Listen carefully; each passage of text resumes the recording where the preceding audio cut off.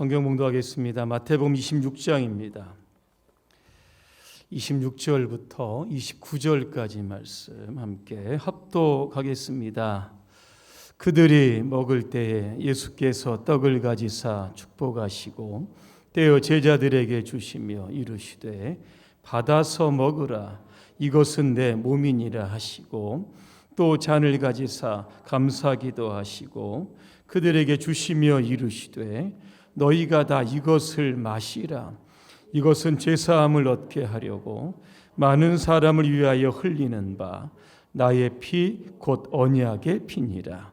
그러나 너희에게 이르노니 내가 포도나무에서 난 것을 이제부터 내 아버지의 나라에서 새 것으로 너희와 함께 마시는 날까지 마시지 아니하리라 하시니라. 아멘. 오늘 성찬식의 의미라고 하는 주제로 말씀을 드리겠습니다. 할렐루야. 아멘. 분과 인사하겠습니다. 주님의 고난에 동참합시다. 어떻게 동참하시겠습니까? 내일부터 특별 새벽 기도회가 있습니다. 오전 6시 본당에서 있게 되는데 여러분 모두 참여해 주시기를 바랍니다. 월요일부터 금요일까지 예수님의 행적을 중심으로 설교를 하려고 합니다. 요일마다 주시는 주님의 말씀과 행적을 통해서 주님의 어떤 사랑과 고난과 아픔과 또 우리를 향한 하나님의 큰 은혜를 함께 묵상하며 동참하는 그러한 시간이 되시길 바랍니다. 오늘은 종려주일입니다. 우리 장로님 기도하셨던 것처럼 예수님께 예루살렘에 입성을 하십니다. 나귀 새끼를 타고 입성을 하시는데 많은 사람들이 종려나무 가지를 꺾어서 흔들었다. 그래서 종려주일 이렇게 우리가 부르는 겁니다. 종려주일이 지나고 내일부터는 고난주간이 시작이 됩니다. 고난주간 목요일입니다. 예수님께서 마가의 다락방에서 제자들을 이렇게 불러놓으시고 성찬식을 하게 되는 겁니다. 그러면 성찬식은 누가 제정을 했는지, 성찬식에 사용하는 떡과 포도주는 어떤 상징적인 의미가 있는지, 앞으로 우리가 성찬식을 언제까지 해야 될지, 성찬에 참여한 성도들이 어떻게 살아가야 될지 오늘 이 주제를 가지고 오늘 좀 짧게 말씀을 드리려고 합니다. 성찬식을 제정하시는 분은 예수님이십니다. 오늘 26절에 보니까 누가 떡을 가지셨습니까? 누가 떡을 가지고 축복하셨습니까? 누가 떡을 떼어 제자들에게 나누어 주셨습니까? 누구십니까? 예수님입니다. 27절입니다. 누가 잔을 가지셨습니까? 누가 감사 기도를 하셨습니까? 누가 제자들에게 잔을 나누어 주었습니까? 누구입니까? 예수님입니다. 성찬을 제정하시는 분도 예수님이고 성찬을 직접 집례하시는 분도 예수님입니다. 설교 후에 제가 앞에서 성찬 집례를 하는 것 같지만 저는 그냥 단지 도구로 쓰임 받는 겁니다. 성찬을 집례하시는 분은 바로 예수님이십니다. 피 묻은 손으로, 찢기신 손으로, 못 박히신 손으로 여러분들을 향해서 빵과 포도주를 나누어 주실 때 믿음의 눈을 열어서 예수님을 바라보시기를 바랍니다. 그래야 성찬식이 하나의 이벤트가 아니고 우리의 신앙의 고백이 되고 신앙의 결단이 되는 겁니다. 여러분, 떡은 무엇일까? 오늘 성경 26절에 보니까 내 몸이다 그랬습니다. 십자가에서 찢기시고 채찍 맞으신, 살점이 다 떨어져 나가신 그러한 주님의 몸이요 살이 바로 떡이다 그렇게 말씀합니다. 오늘 성경에는 이 떡이다 그렇게 표현했는데 이 다른 성경 번역 성경이나 영어 성경을 보면 빵 그렇게 번역이 되어 있습니다. 이 빵은 어떤 빵입니까? 과거 구약의 유월절에 사용했던 누룩이 들어가지 않은 빵입니다. 이 빵을 가리켜서 무교병 그렇게 부르는 겁니다. 예수님께서 이 빵을 제자들에게 주시면서 이것은 내 몸이다 그렇게 말씀합니다. 너희를 위하여 너희를 구원하기 위해서 십자가에서 찢겨진 내 몸이다 그렇게 말씀하는 겁니다. 자, 그러면 우리가 오늘 이 빵을 먹게 되는 겁니다. 무엇을 먹는 겁니까? 예수님의 몸을 먹게 되는 겁니다. 그러면 우리는 예수님의 몸을 먹게 됨으로 말미암아 예수님과 하나가 되는 신비한 영적 교감이 우리 안에 일어나게 되는 겁니다. 오늘 포도주는 무엇을 상징합니까? 예수님의 피를 상징합니다. 어떤 피입니까? 28절에 보니까 이것은 죄사함을 얻게 하려고 많은 사람을 위하여 흘린 바 나의 피, 곧 언약의 피다 말씀합니다. 예수님께 십자가에 못 박히셨을 때 몸에 있는 모든 물과 피를 다 쏟으셨다 말씀합니다. 피를 다 쏟아냈다는 것은 우리를 위해서 생명을 주셨다는 겁니다. 그런데 그 피가 능력이 있는 겁니다. 죄의 권세, 사단의 권세, 지옥의 권세, 사망의 권세를 깨트릴 수 있는 능력이 바로 예수의 피에 있는 줄로 믿습니다. 그래서 우리가 포도주를 마신다는 것은 예수님의 피를 먹고 죄와 사망과 사단의 권세를 가진 그러한 것들을 싸워 이겨 승리하는 그러한 성도로서의 어떤 자격을 우리가 갖게 되는 겁니다. 오늘 28절의 말씀을 쭉 읽다 보게 되니까 언약의 피다라고 하는 말씀이 나와 있습니다. 이 언약의 피가 무엇일까? 구약에서 얘기하는 옛 언약을 뜻하고 있는 겁니다. 언약이 뭡니까? 하나님께서 우리에게 약속하신 겁니다. 어떤 약속이냐면 이겁니다. 우리의 죄를 사할 수 있는 방법이 무엇인가? 결국 짐승을 잡아야 되는 겁니다. 내가 죄를 지으면 한 마리의 흠없는 짐승을 잡아서 내 죄를 짐승에게 전가를 시키는 겁니다. 그러면 그 짐승을 잡아 피를 흘리게 되면 내 죄가 사해지는 것, 이게 바로 옛 언약입니다. 하나님께서 모세에게 주신 언약입니다. 그런데 신약에 와서는 예수님께서 단번에 십자가에서 못 박히셨다라고 하는 겁니다. 이게 뭡니까? 새로운 언약이라는 겁니다. 누가복음 22장에 보니까 이것을 가리켜서 새 언약이다 말씀합니다.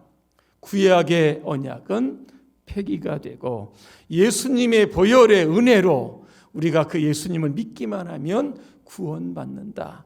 그래서 우리는 다시는 짐승을 잡지 않는 겁니다. 예수님을 믿음으로 말미암아 구원받는 것, 이게 바로 새 언약이 된다라고 하는 겁니다. 여러분 천주교에서 성찬식 하는 거 보신 적이 있으십니까? 아마 거의 못 보셨을 텐데 개신교하고는 조금 다릅니다. 잠시 후에 우리가 성찬식을 할 텐데 배종위원들, 장로님들이 그렇게 나오십니다. 여러분들에게 빵을 나누어 드리고 여러분들에게 잔을 나누어 드릴 겁니다. 그런데 천주교에서는 그렇게 하지 않습니다. 주교나 신부가 앞에서 떡과 잔을 가지고 있습니다.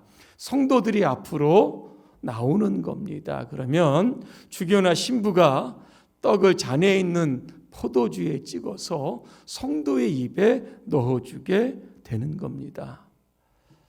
왜 개신교하고 천주교하고 이런 차이가 있을까? 이 이유 때문에 그랬습니다. 천주교에서는 이 성찬과 관련해서 화채설이라고 하는 것을 믿고 있게 되는 겁니다. 성찬식을 집례할 때 신부나 주교들이 주는 떡과 포도주가 진짜 예수님의 몸과 피로 변화가 된다. 이렇게 해서 화채소를 믿고 있는 겁니다. 여러분 생각해 보시길 바랍니다. 여러분 빵이 예수님의 몸이고 떡이 예수님의 여러분 피라고 하면 이게 얼마나 귀한 것이 되겠습니까? 만약에 그 떡을 이렇게 나누어 주고 그 잔을 나누어 줍니다. 근데 잔을 떨어뜨려서 흘릴 수도 있고 떡을 먹다가도 흘릴 수 있게 되는 겁니다. 어떤 일이 발생하게 되는 겁니까? 주님의 몸과 주님의 피를 땅에 쏟는 결과를 발생하게 만드는 겁니다. 그러니까 이거를 방지하기 위해서 천주교에서는 직접 주교나 신부가 성찬식을 거행하게 되는 겁니다. 우리 개신교는 기념서를 믿게 됩니다. 누가복음 22장 19절에 보니까 예수님께서 성찬 예식을 하신 이후에 뭐라고 말씀하시냐면 이렇게 말씀합니다. 너희가 이를 행하여 나를 기념하라. 그렇게 말씀하는 겁니다. 성찬식을 통해서 우리를 위하여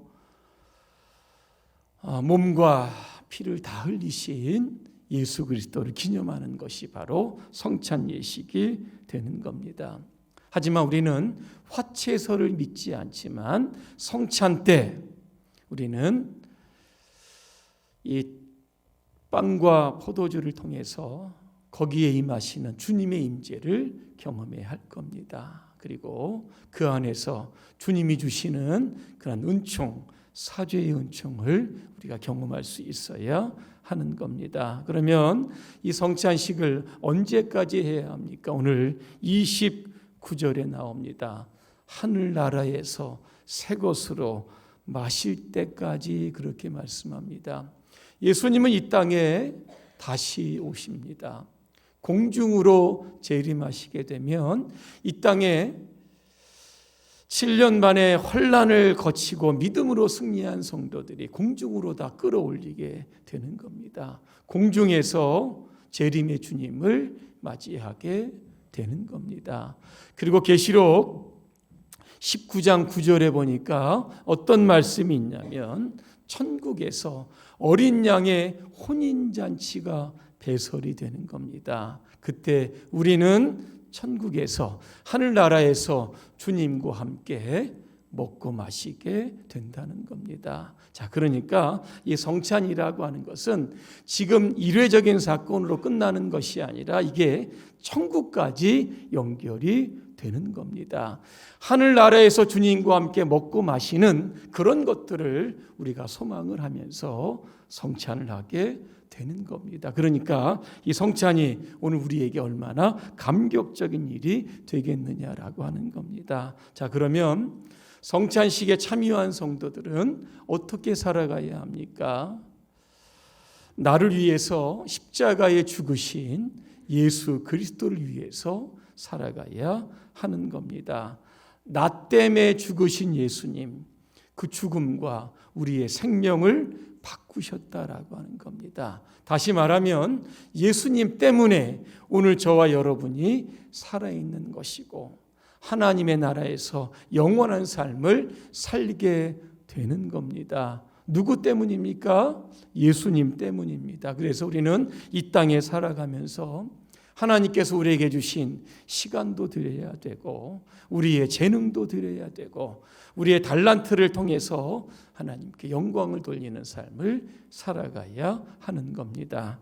또 하나는 교회의 연합을 위해서 노력을 해야 하는 겁니다. 이 성찬을 영어 성경에 보니까 홀리 커뮤니언 이렇게 되어 있다라고 하는 겁니다. 무슨 뜻입니까? 성찬을 통해서 교회가 하나가 되었다. 예수님의 몸과 피를 먹으면서 영적인 공동체가 되고 하나님의 가족이 되었다라고 하는 증거가 바로 성찬식이라고 하는 겁니다. 그래서 우리는 교회의 이 거룩한 이 공동체성을 깨트리지 말고 끝까지 주님 오시는 날까지 지켜야 하는 겁니다. 세 번째는 헌신의 삶을 살아가야 하는 겁니다. 예수님께서 십자가에서 저와 여러분들을 위해서 몸을 내어 주셨다는 겁니다. 채찍에 맞으시고 몫을 바뀌시고 머리에는 가시면류관을 쓰게 되셨습니다. 옆에는 창자국이 있는 겁니다. 예수님의 몸이 아마 성한 곳이 없을 겁니다. 누구를 위해서 그 몸을 주셨는지를 우리는 기억해야 하는 겁니다. 바로 저와 여러분들입니다. 그렇다고 하면 우리 이 땅에서 여러분 어떻게 살아가야 하는지 답은 나와 있는 겁니다. 주님을 위해 살아가야 되고 교회를 위하여 살아가야 되고 세계 복음화를 위해서 우리가 헌신적인 삶을 살아가야 된다라고 하는 겁니다. 그래서 로마서 12장 1절에 보니까 이런 말씀이 있습니다. 너희 몸을 하나님이 기뻐하시는 거룩한 산 제물로 드려라, 그렇게 말씀합니다. 로마서 6장 13절입니다. 또한 너희 지체를 불의의 무기로 죄에게 내주지 말고 오직 너희 자신을 죽은 자 가운데서 다시 살아난 자 같이 하나님께 드리며 너희 지체를 의의 무기로 하나님께 드려라. 뭡니까? 선한 도구로, 의의 병기로 하나님의 나라를 위해서 살아라, 이거 말씀하고 있는 겁니다. 결론입니다. 이사야서 53장 5절과 6절의 말씀을 제가 읽어드립니다. 그가 찔림은 우리의 허물 때문이요 그가 상함은 우리의 죄악 때문이라. 그가 징계를 받음으로 우리가 평화를 누리고 그가 채찍에 맞음으로 우리가 나음을 입었다 그랬습니다.